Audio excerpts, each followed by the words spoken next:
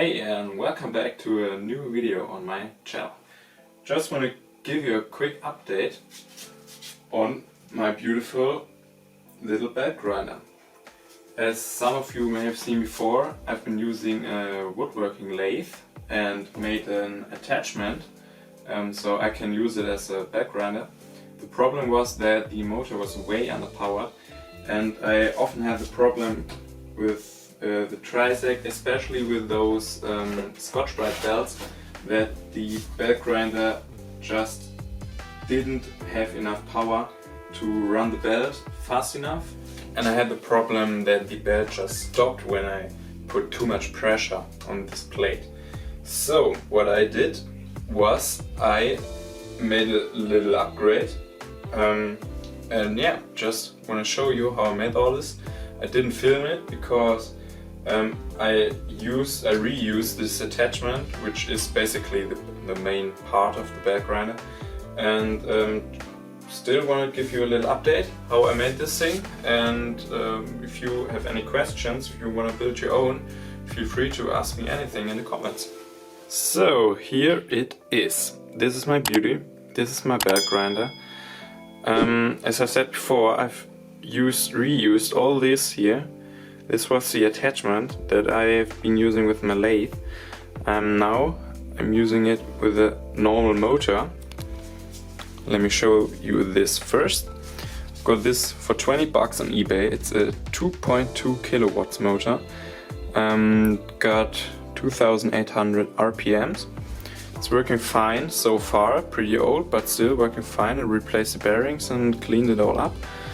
And then I reused this drive wheel made from MDF. I've got a video, you can watch it here, how I made these wheels. And all I did was grinding it open on the lathe, making a larger hole and attaching it to this motor. Pretty simple, working perfectly fine for me. Also, huge update is the VFD. It's a pretty cheap one, 90 bucks I think, also from eBay. Perfectly fine Chinesium. Just boxed it up so it's a bit more safe from all the dust.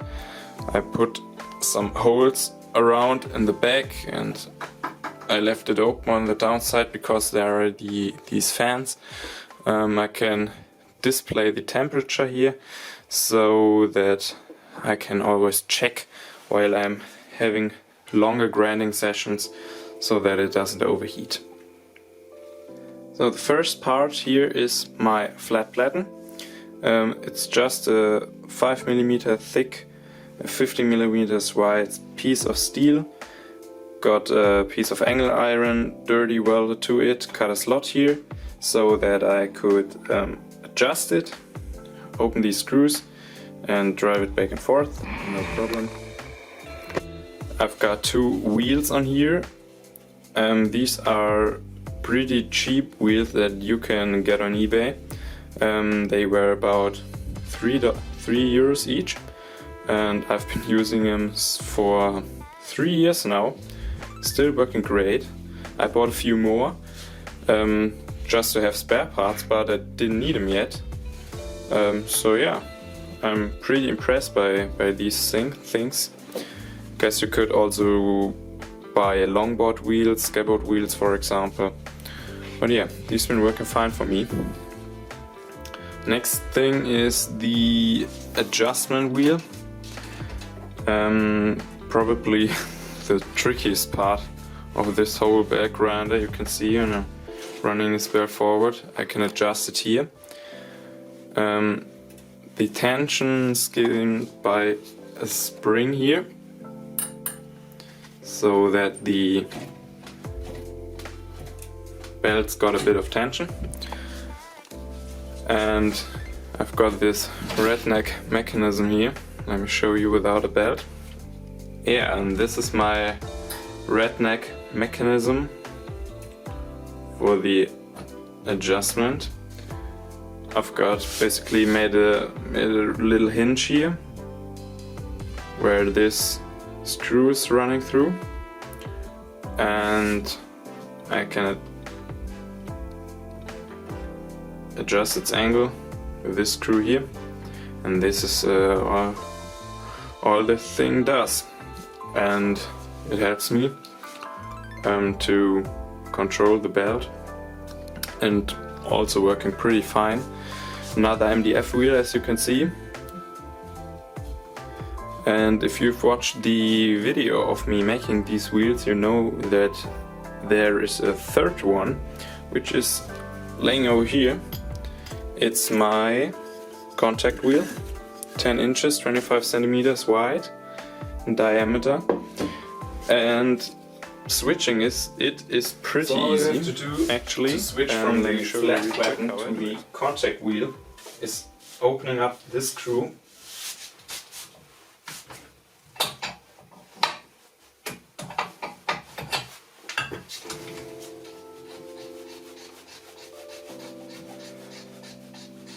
Get my hands dirty.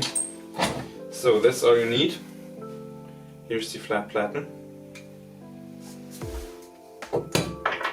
And now I can easily unscrew this and put the contact wheel on.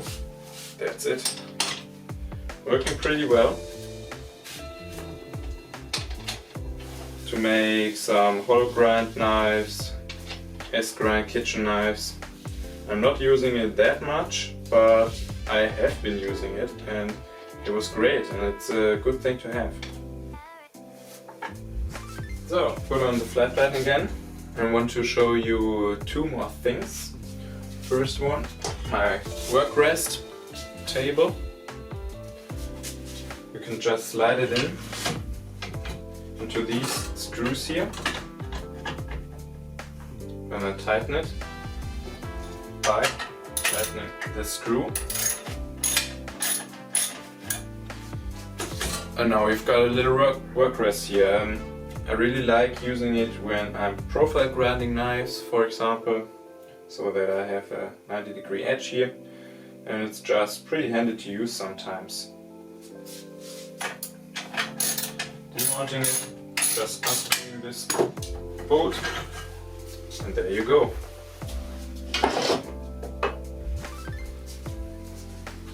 The last but not least, my dust collection system. It's looking awful, but it's working for a few years now, so I never change it. You can unscrew it here to adjust the angle. You can also adjust the height. And I'm mostly using it just this, like this. Got a few connections here so that my vacuum fits. And then I'm using a little dust collection system here. Pretty simple one. This is the dust collector basically, so that you don't have to change these vacuum bags that frequently. All the dust is coming in here, falling to the bottom, and only the slightest bits of tiniest grains coming through the vacuum actually, and going into this bag. So that's it. Pretty simple. Pretty cheap, and also pretty effective. Really like how it's working.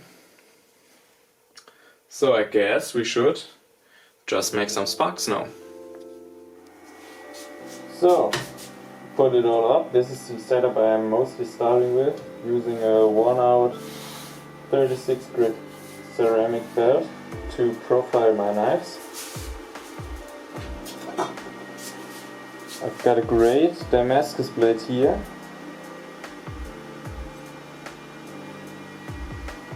Consider subscribing to my channel so you don't miss this video. So I guess we'll start the grinder and make some sparks.